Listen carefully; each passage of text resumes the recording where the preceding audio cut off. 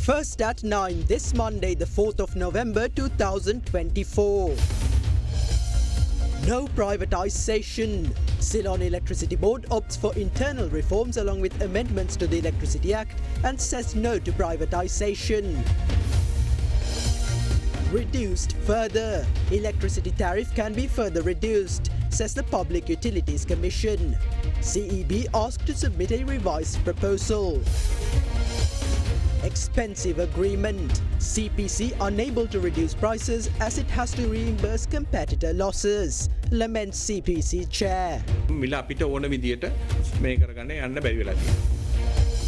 Cure for queues. Department of Immigration and Emigration to launch new system for passport issuance in a bid to address long queues. ඔබේ විශ්වාසය දෙනු සෙන්සුරයින් දැන් ළඟමැති ෆාමසියෙන් ලබාගත හැක. Crunchy goodness for hunger on the go. කට්ට පරිස්සම් කරගත්තොත් අපි පරිස්සම්. From Derana, this is Derana First at 9. Live from Studio 24 in Colombo. Good evening and welcome to Sri Lanka's premier primetime English news bulletin, Derana First at 9. I'm Tarindu Mahendra, joining you live with the latest in Sri Lanka and from around the world. In your top story this evening, Sri Lanka has decided not to privatise the Ceylon Electricity Board.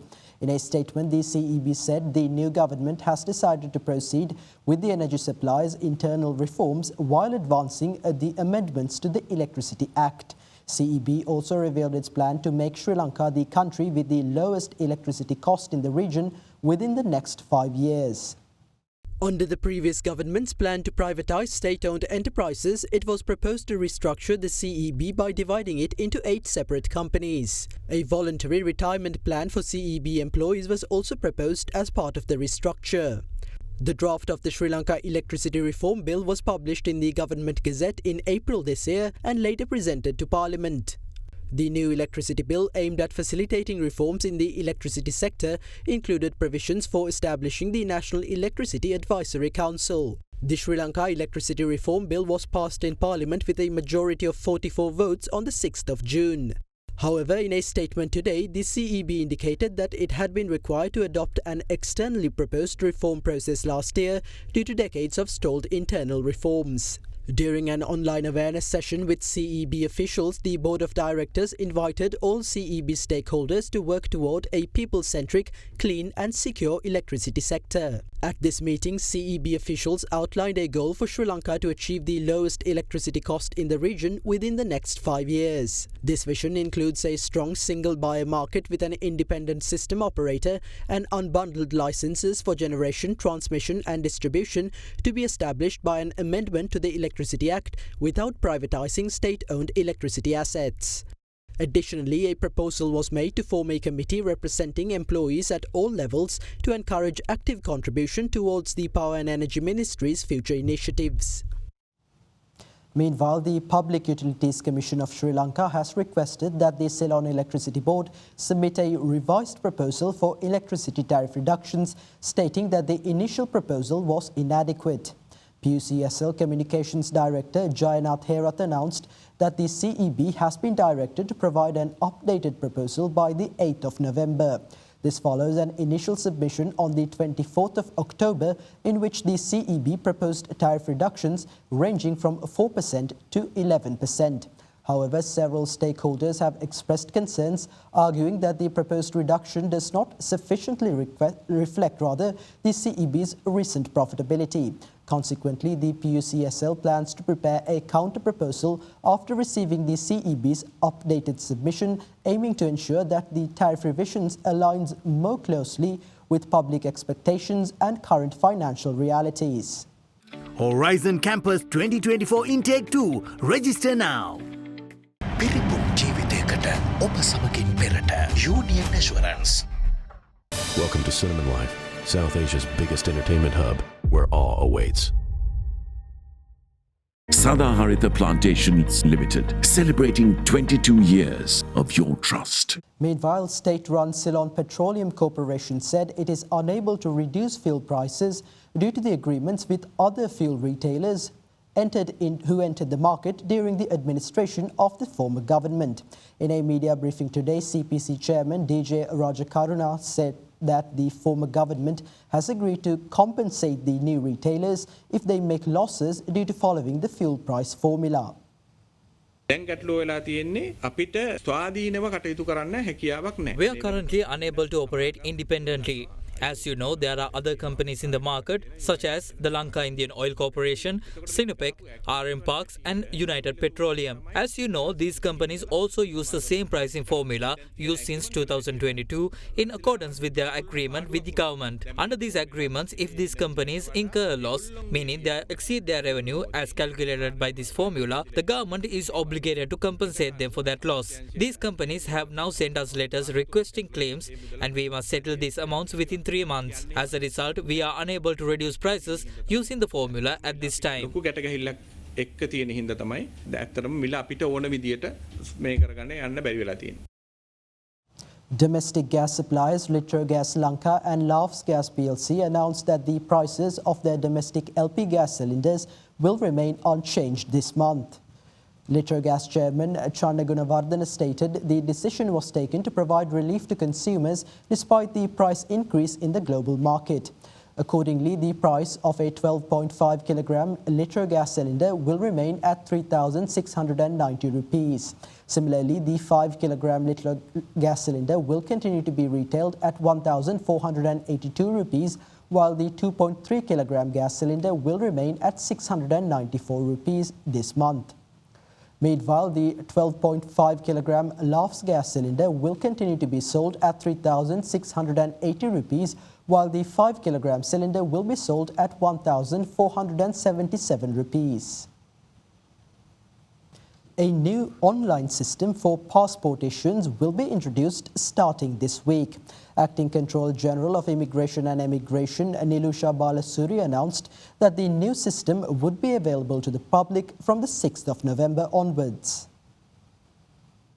Despite Minister Vijitha Herath recently informing that issuance of passports will be conducted on the basis of urgency of request, given that new passports are being received in batches, queues were observed outside the Department of Immigration and Emigration over the past few days. In response, the department today announced the launch of an online system through its website, allowing citizens to make appointments in order to be issued with a passport. මේ ක්‍රමය යටතේ ඔබට ආගමන විගමන දෙපාර්තමේන්තුවේ web අඩවියට ප්‍රවිෂ්ඨ වීමට හැකියාව තියෙනවා. Under the new system, a link will be available on the left side of the department's website, directing users to make an appointment to be issued with a passport. Through this link, users can access the new system. A limited number of tokens will be issued initially, but once these tokens are distributed, appointments can be booked for future dates. This new system will be active from the 6th of November. In case of an emergency where the passport is required immediately, such individuals can come to the department in person before the day of their appointment with the relevant documents. We kindly request that citizens refrain from visiting the department in person to book appointments. Currently, appointments are booked until the end of this month. New appointments will be available starting in early December. ගැනීම සඳහා දින ලබා දීලා ඉවරයි. ඒ නිසා දෙසැම්බර් මාසයේ මුල් දිනයක ඉඳන් ඔබට ඒ සඳහා දිනයක් වෙන් කර ගැනීමේ හැකියාව පවතිනවා.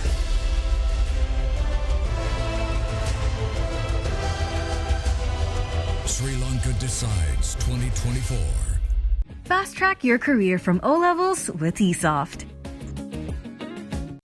After O levels, start your Australian university degree in just 8 months with ACBT's Foundation Program. Enrollments close on 21st October. Call 071 115 1234 for Colombo or 077 011 3223 for Kandy.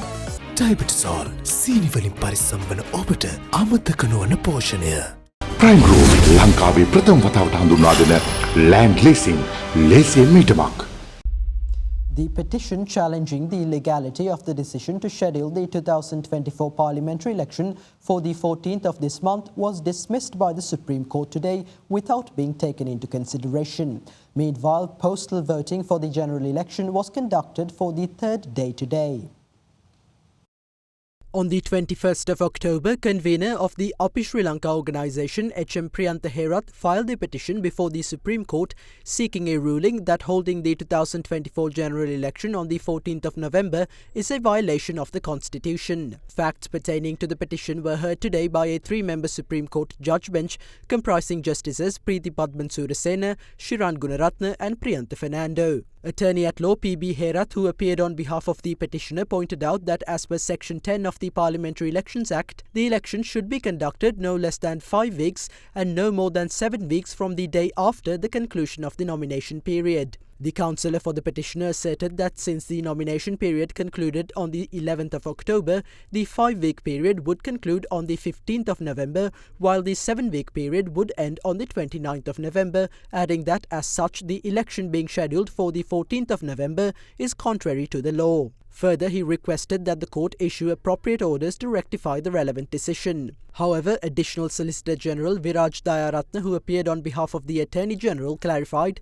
that the Parliamentary Elections Act stipulates that the election must be scheduled no less than 5 weeks and no more than 7 weeks from the day of the conclusion of the nomination period, not from the day after the conclusion of the nomination period. The Additional Solicitor General further stated that since the nomination period concluded at 12 noon on the 11th of October, the election being held on the 14th of November is legal. The Additional Solicitor General highlighted that activities related to the poll are almost complete by now at a significant cost to the government, and added that the petitioning party has failed to explain in detail how the scheduling of the election has violated fundamental rights. Following the consideration of the facts presented, the three-member judge bench dismissed the petition without taking it into consideration. Only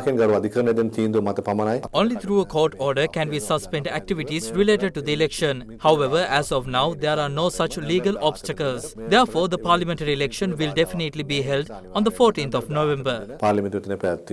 Meanwhile, postal voting for the 2024 general election was conducted for the third day today. If any government employee was unable to mark their postal ballot during the 3 initial days, such employees can do so on the 7th and 8th of November in the presence of the district returning officer of the district in which their workplace is located. President Anura Dissanayake assures to end the rice monopoly persisting in Sri Lanka, which continues to imperil both farmers and consumers. Addressing a parliamentary election rally of the National People's Power, the head of state added that the Paddy Marketing Board and the Food Commissioners Department have been instructed to revamp their storage facilities, and highlighted that measures are in place for the government to purchase a large amount of paddy during the upcoming Maha season. Another public rally of the National People's Power aimed at the 2024 parliamentary election was held in Ampara yesterday under the patronage of President Anura Dissanayake.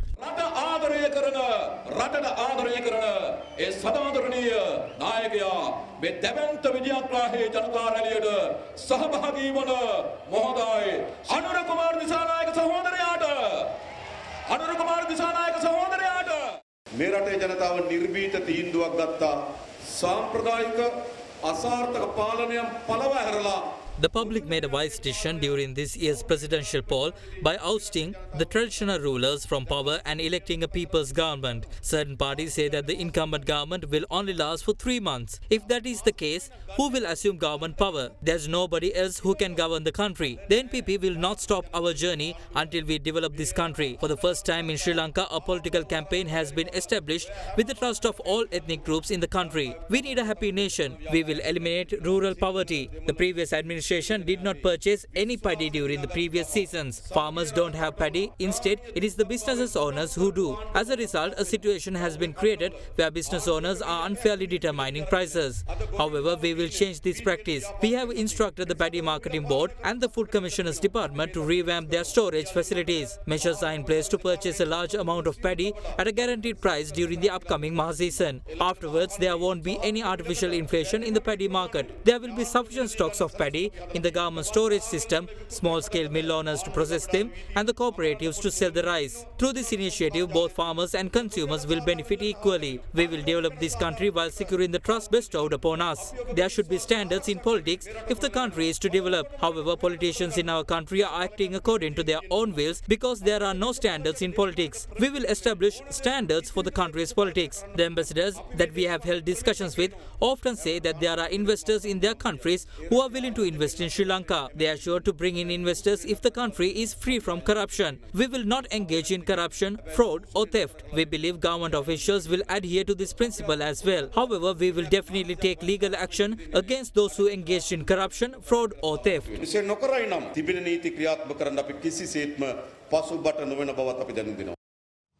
Samagi Jana Balawege leader Sajith Premadasa criticised the incumbent government's failure to fulfil its promises on tax reduction, fuel price reduction and eliminating queues for passports. Addressing a gathering in Avisavela, Premadasa emphasised that the Sri Lankan people are in need of actual public service, not media spectacles. A public meeting of Samak Janabalaweke aimed at the 2024 general election was held in Avisavela under the patronage of party leader Sajith Premadasa. ජනාධිපතිවරයා ප්‍රමුඛ ජනතා විමුක්ති පෙරමුණේ ආණ්ඩුව රටටම විහිළු සපයන. The JVP government led by the incumbent president is supplying amusements to the country. However, a country cannot be governed through jokes. During the presidential election period, they made statements about putting an end to the queues for the passport, yet they have not done it. The solutions provided through text messages and social media are useless. At the moment, the queues have expanded. They also promised to reduce the value-added tax, advance personal income tax and payee tax. However, none of them have been reduced. They would not be beholden to the International Monetary Fund. However, now they have agreed to work with them. They said they will not be incarcerated by the fuel price formula, yet they have become imprisoned by it. Even though they had the opportunity to reduce the prices of fuels used by most of the public, they only reduced the prices of 95-octane petrol and super diesel for the benefits of the elite. How they have reduced the prices of fuel even though they previously made statements that they would? Why haven't they reduced the electricity tariff when they promised to do so? They don't need to form a parliament and fulfill those promises. Enough of those spectacles. The public needs real service, not spectacles. නාටක නැටුව ඇති අපේ රටේ ජනතාව බලාපොරොත්තු වෙන්නේ සෝබන රංගන නෙවෙයි දැනෙන සේවයක්. Former President Ranil Wickremesinghe says the government is proving daily that it cannot fulfill its promises to the public. Addressing a gathering, the former president further stated that experienced lawmakers must represent the parliament. A public meeting of the New Democratic Front aimed at the 2024 parliamentary election was held today at the party's Mathura district headquarters under the patronage of former President Ranil Wickremesinghe.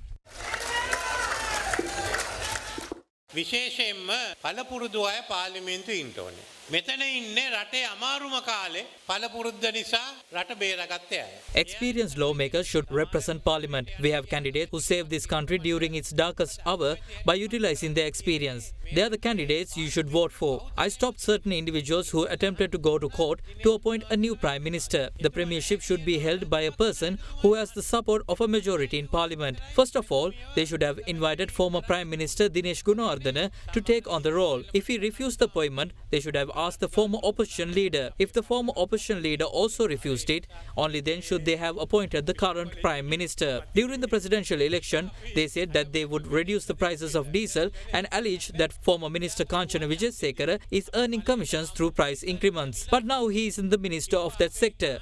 Yet they still haven't reduced price. Now who's earning those commissions? Either they are earning them now or they have been making false claims. If they fulfill their promises, the government would have to pay 50 rupees to people every time they buy a litre of diesel. Now they have proven to the country that they made false claims and have no skills to govern the country. Leader of Sarva Jana Bale, Dilip Jayavira, says an opposition led by his alliance will support the government in its efforts towards the digitalisation of Sri Lanka. Addressing a gathering, Jayavira also commended the government for its initiative of introducing a digital identification number for every citizen of the country. The Ratnapura electorate rally of Sarvajana Balaya was held today under the patronage of the alliance's leader, Dilip Jayavira. අපි යෝජනා කරා හැම පුද්ගලයෙකුටම මේ රටේ අනන්‍ය හැඳුනුම් අංකයක් නිකුත් කරලා digital unique ID. We propose the introduction of a unique digital ID for all citizens, aiming to bring them onto a digital platform to address income disparities, improve tax collection accuracy, and focus support on poverty and individuals in need. This proposal was put forward some time ago, and I have personally committed to its advancement. Now, President Anura Disanayake has appointed Hans Vijay Surya, former CEO of Dialogue Asiata, to lead this initiative. We are pleased that this appointment signals the government's consideration of our proposal. While expressing our appreciation, we also affirm that our opposition will continue to support this move towards digitalization. මේ එඩිතර විපක්ෂ දිගින් දිගටම උදව් කරනවා ඒ digital කරණය සඳහා. And with that, here's a look at more opinions expressed by politicians ahead of the parliamentary election. The people of this country have understood that the incumbent government has failed to make the changes expected by the public. The youth and public servants who work to ensure the NPP's victory have become silent now, as they are aware that the government is unable to make a change. The hopes of the people who cast their votes for the NPP in order to punish the corrupt have been broken now. Not only that, but those who voted for the NPP expecting that the suspects of the Easter attack would be punished have also become silent presently. What has happened now? The people who acted towards the country's downfall are in power now. What has happened? The country is only moving forward as a result of the various plans put in place by former President Ranil Wickremesinghe. Fortunately, we received an invitation from Dilip Jayawira to change the opposition, which has become a burden to the country. Certain proposals mentioned in our election manifesto need to be implemented after obtaining a majority in parliament. We have pledged to bring in a new constitution. The NPP requires a 2/3 majority for this type of change to be implemented in the country. The NPP will not be able to establish a powerful government. A strong opposition comprising individuals with expertise on governing a nation will be appointed as the country's opposition. This will also pose a challenge to the incumbent government as well. The corrupt and thieves have lost their way. Therefore, all the thieves and corrupt are forming an alliance in fear that they will be punished. However, the country does not need an opposition that protects the corrupt and thieves. The people require a strong government that will develop the country.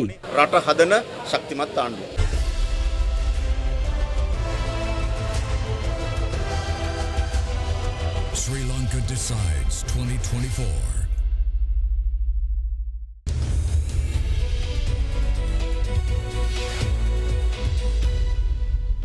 Welcome back. The Export Development Board has established a trade facilitation task force to develop a mechanism for addressing challenges in the export value chain. The task force comprises representatives from 35 public sector organizations directly involved in facilitating cross-border trade. The task force aims to identify operational issues and develop solutions to these obstacles faced by exporters, aiming to address the challenges within a short period. Through this initiative, the EDB seeks to foster cooperation between institutions to streamline trade processes, improve export efficiency and support the country's economic growth. This collaborative effort is expected to provide exporters with better access to information, resources and solutions to optimize their operations, ultimately generating greater export income for the country. The Colombo bourse closed on a negative note today as a result of price losses in counters such as Richard Pearis & Company, DFCC Bank and Commercial Bank. The benchmark all-share price index edged 0.06% lower to 12,855.44 points, while the S&P SL20 fell by 0.11% to end at 3,875.22 points.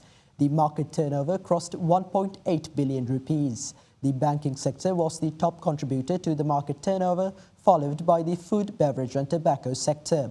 Foreign participation in the market activity remained at subdued levels, with foreigners closing as net sellers, offloading shares worth 107 million rupees.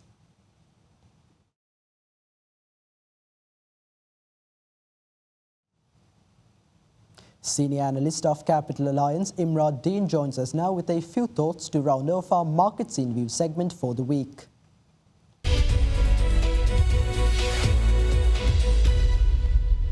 The domestic stock market has increased in the last week. The S&P SL20 rose 3.19% to 3,879 from 3,759, while the ASPI climbed 2.77% from 12,518 to 12,864. Despite the indices' performance, market turnover increased by 32.8% to 20 billion rupees, owing mostly to contributions from the diversified financials and banking sectors. Furthermore, the government raised 145 billion rupees last week through treasury bill auctions. During the auction, interest rates on 3-month and 6-month T-bills climbed by 2 basis points, while 12-month bills fell by 1 basis point.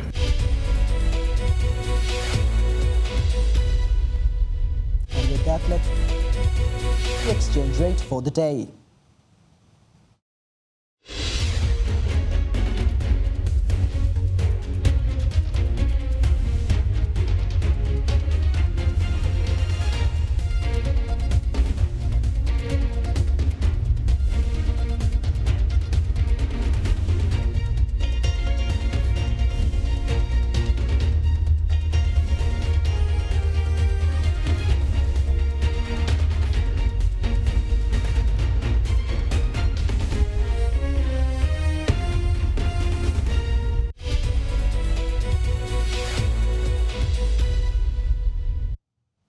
And with that, here's a look at the corporate news segment for the day. Sri Lanka Telecom plc announced the appointment of Dr. Motilal De Silva as the new chairman of its board of directors with effect from today. The appointment follows the recommendation of the company's nominations and governance committee. Dr. De Silva previously served as the chief executive officer of Fiji's state-owned telecommunication service provider, Telecom Fiji Limited. Meanwhile, Sunil Jayaratne was appointed as the new chairman of the Civil Aviation Authority of Sri Lanka with effect from today. Jayaratne assumed duties earlier this morning. Sunil Jayaratne has served as an additional Director General of Sri Lanka Customs and as the Customs media spokesman for 3.5 years. In other corporate news, Asset Line Finance Limited, the flagship company in the financial services cluster of David Pires Holdings, secured a senior loan from the Japan Asian Women Empowerment Fund managed by Blue Orchard Finance Limited. This transaction represents the first fresh loan disbursed to a Sri Lankan non-bank financial institution by an international lender in the post-pandemic period and also is the first international loan received by Asset Line Finance Limited.